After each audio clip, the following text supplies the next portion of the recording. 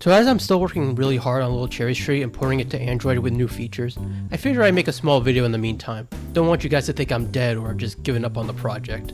I'll talk more about LTC and the future of Acro projects at the end of the video, but that's not really what I want to talk about right now. I'm here to talk about YoYo Games. For those who don't know, YoYo Games are the developer of a popular game engine called GameMaker Studio. They've made 2 versions right now, and they are both amazing pieces of software. They're responsible for the creation of a ton of games like Undertale, Hyper Light Drifter, Rivals of Aether, Hotline Miami, and so many other games.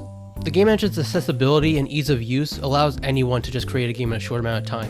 GameMaker Studio is actually the software I first started out with when I was making games. I would make small projects during my freshman year of college and learn how to code games. And even though I never released any of my projects, I would use that knowledge when I switched to Godot to create games for game jams. I owe a lot to GameMaker for helping me grow my passion and knowledge in game development. But that being said, I'm going to talk crap about them right now. I'm sure fans of GameMaker already know that they changed their business model from a one-time fee of $100 to a subscription model of $100 per year. Now, for those who already purchased the one-time fee, like myself, you don't have to get the subscription, and you'll keep getting updates for GameMaker Studio as long as it's in development, which I assume isn't going to be for very long, since you know that they want everyone to partake in the subscription service. But for people who were debating if they wanted to get GameMaker Studio, or just found out about the software, then they now have to pay $100 a year, or $10 a month. Now, before I tear this to shreds, there are a few good things that come from this. A good amount of people know that YoYo Games wasn't getting the most funding with their current business model. Most game engines start off as free, but then require a subscription model if you reach a certain threshold of money per year. The closest thing that GMS2 has is a very limited free trial that didn't even give you enough time to mess around with the software and see what it's fully capable of. But now, not only can YoYo Games get a more consistent amount of income, but the free version of GMS no longer has a time limit and has a lot more features to it. And that's where it ends. Let's first talk about the upgraded free version. While yes, it has more features and you don't have to worry about the time limit anymore, you are unable to export your game at all. Not as an HTML, not as an EXE, a PNG, nothing. You can only play your game through the game maker's development environment. Why is this a problem? Well, a lot of game developers, especially in the indie scene, compete in game jams, which are little competitions where you have to make a game in a short amount of time. These game jam games are relatively small and usually don't get picked up again after the jam. They have grown very popular in the past few years and let a wide range of people who use different game engines to create games together. Except for GameMaker now. Sending a full Enterprise GameMaker project is not as easy to use for game jams as compared to an HTML export, where almost any computer can play your game without needing to download another piece of software. While yes, the original version of GameMaker only lets you export to desktop, and you needed to pay an extra $100 just to export to HTML, having desktop exports was still good enough for game jams. But what about other game engines? They have subscription models. It's the standard in the industry. Well, Crunch is the standard in the game industry, but that doesn't make it good.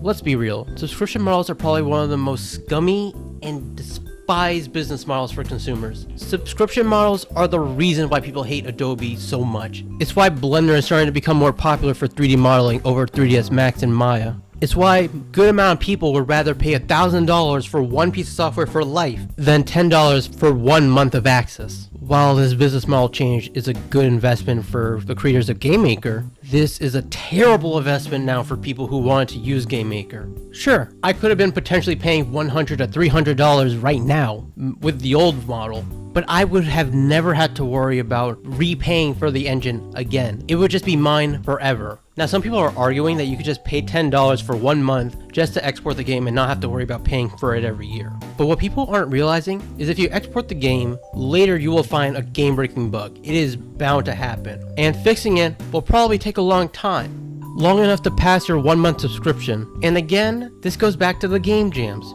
where you have to pay a minimum of $10 just to submit a game for a competition where most likely you're not going to get a return on investment, which I know game making is not always about the money, but why not use a different game engine that allows you to export at least to one platform for free? For the sake of this video, I decided to look at other game engines and their business models to compare. The first one I looked at was Construct 3. Now, I don't use this engine that much, but one of my friends loves this engine to death.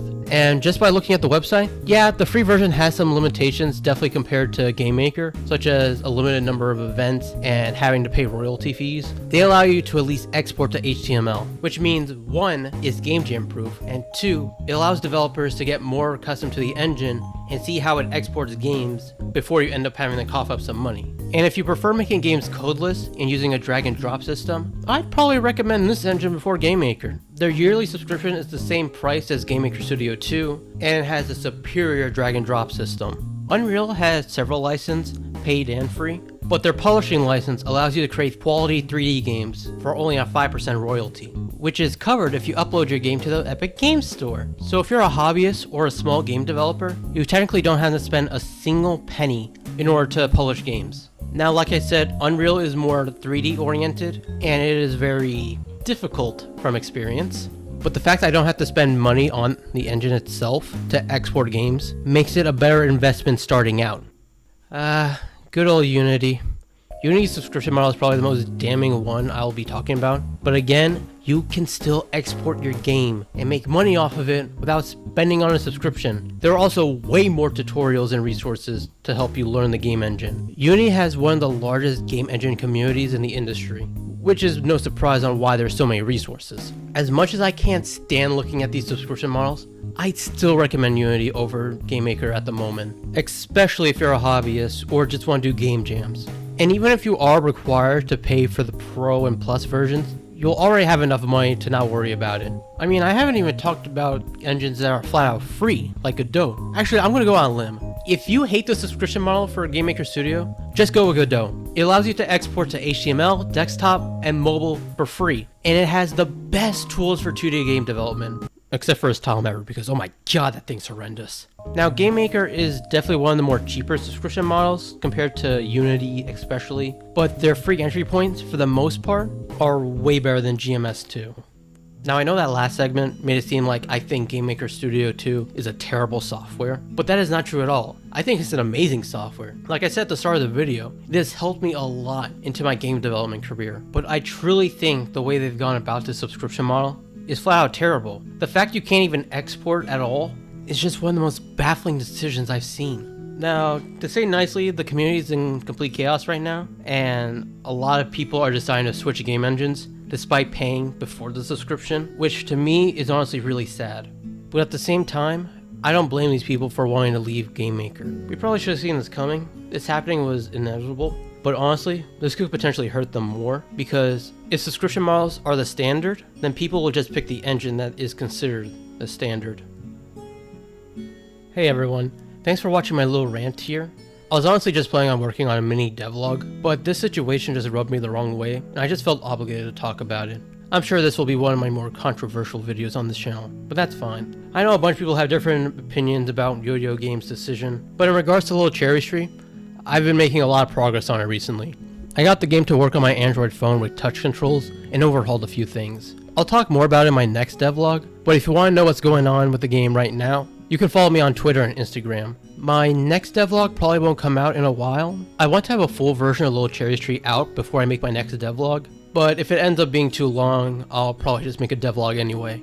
I am so grateful for everyone's patience and understanding. And I guess the last thing I want to talk about is that I have a website now. If you look at acroproducts.com, you can look at more stuff about me and see my contact information for business and stuff. It's nothing really special, but I'm really happy about it. So check it out in the description if you want to. Got nothing else to say. So that all being said, take care, comb your hair, and I'll see you guys later.